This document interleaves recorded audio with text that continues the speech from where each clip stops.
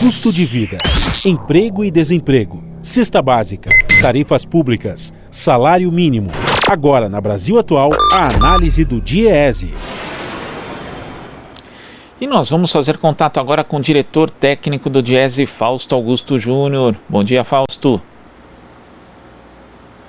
Sem áudio.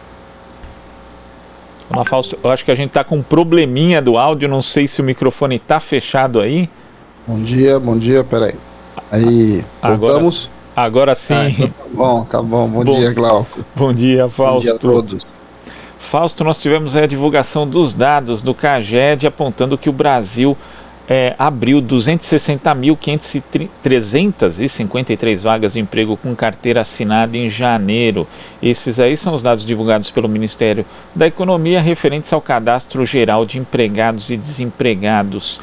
Que análise a gente pode fazer a partir da leitura desses dados, Fausto? Glauco, geração de emprego sempre é positiva, acho que esse é o primeiro dado. A gente está analisando o dado de janeiro, ou seja, o dado aí que o CAGED saiu atrasado, ele saiu atrasado mais de 16 dias, então nós estamos olhando um dado aí que já tem mais ou menos um mês e meio, né, o que aconteceu no Brasil aí em janeiro, um pouco antes desse boom da pandemia que a gente está vendo agora.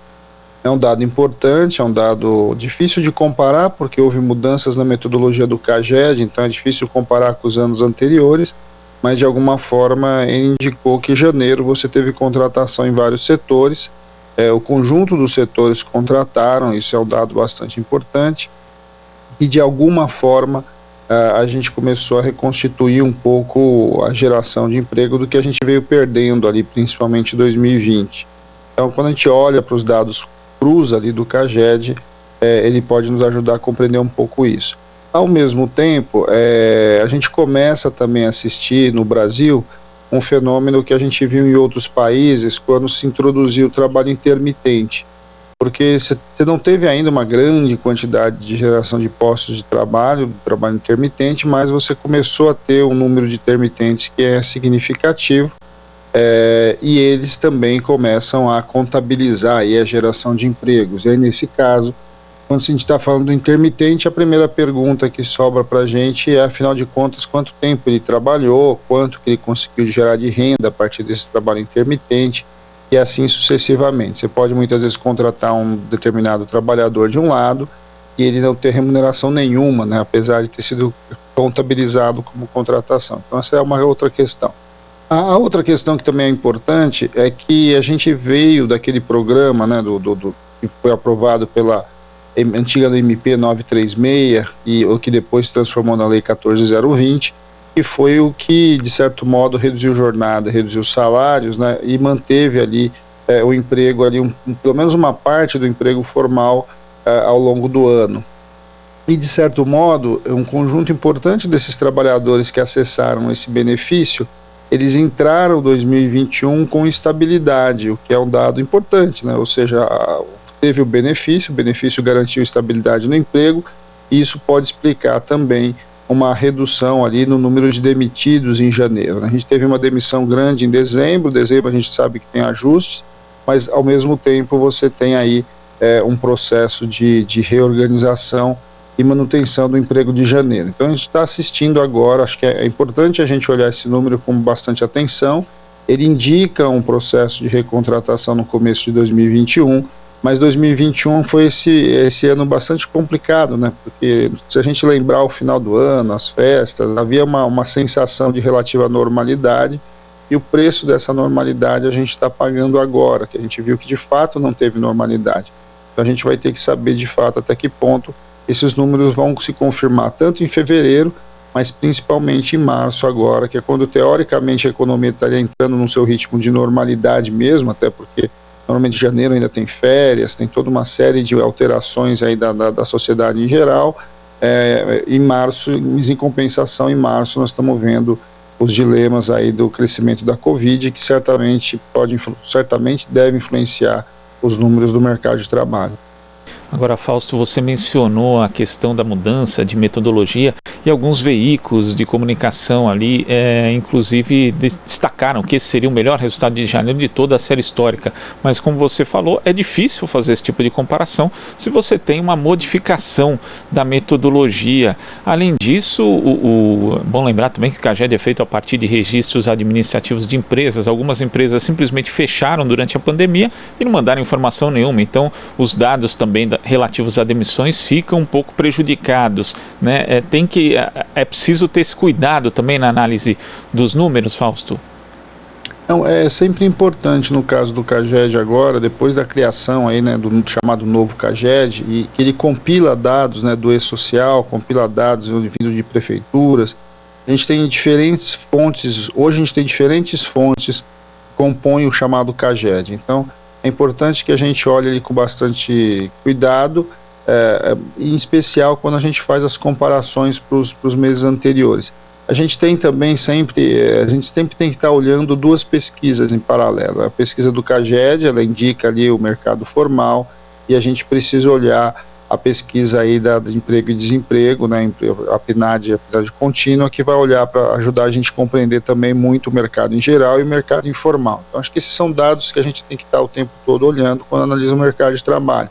A gente ainda está com uma taxa de desemprego muito alta, nós estamos aí beirando aí os 14 milhões de desempregados, tem um impacto muito grande da pandemia, principalmente entre os informais, e de alguma forma o trabalho formalizado ele ainda está muito aquém do necessário, aquém do mercado que o Brasil tem potencial de gerar empregos. Então a gente tem que olhar um pouco sobre esses dados e a partir desse olhar a gente poder ter uma avaliação melhor. O que nós estamos tentando insistir que janeiro ainda é um dado bastante incipiente, é o primeiro mês. É óbvio que a gente comemora, eu insisto, né, qualquer dado positivo com relação ao emprego é importante, significa que mais famílias estão tendo ali a capacidade de gerar sua renda, mas ao mesmo tempo a gente tem que olhar a economia como um todo, e a economia como um todo ainda está longe de ter números que ajudem a gente a comemorar alguma coisa. E ainda tem essa questão da informalidade, né, que segundo os dados da última PNAD contínua era de 41,6% no mercado de trabalho brasileiro, com 11 estados ultrapassando inclusive a faixa ali dos 50%. É muita gente na informalidade que, traduzindo, significa menos direitos, menos acessos aí a uma série de direitos que as pessoas teriam inseridas no mercado de trabalho, né, Fausto? E uma vulnerabilidade maior também, né, Glauco? Nós estamos falando nesses momentos agora que a gente está assistindo aí da pandemia, de discussão do auxílio emergencial, de certo modo a gente está tratando muito disso, né? Ou seja, o conjunto de trabalhadores em momento como esse ficam sem qualquer tipo de proteção e que acabam tendo que lidar aí com o próprio enfrentamento da pandemia, tendo que se arriscar porque não tem muita outra saída. E esse é um indicativo muito complicado, né? Porque são trabalhadores que, de certo modo, não têm nem a proteção da Previdência Social, que deveria ser uma proteção universal, que de alguma forma garantisse a sua velhice, garantisse o momento em que ele está doente. Isso é algo que nós não temos no Brasil, só um conjunto da população, só aqueles que têm a carteira profissional assinada, contribuem para a Previdência Social, acabam tendo esse seguro. E isso, de certo modo, faz essa diferenciação. E em momentos muito complexos como esse aí da pandemia, a gente vai vendo como é o preço alto disso, em especial para os mais pobres, em especial para os mais vulneráveis. Esse debate da informalidade ele é grande porque ele também vai sendo escondido, né, muitas vezes até pelos números que a gente vai falando, né? Esse número, por exemplo, do CAGED, ele ajuda a gente a entender só uma parte do mercado de trabalho, e uma parte do mercado de trabalho que, de um lado, é possível você criar algum grau de proteção.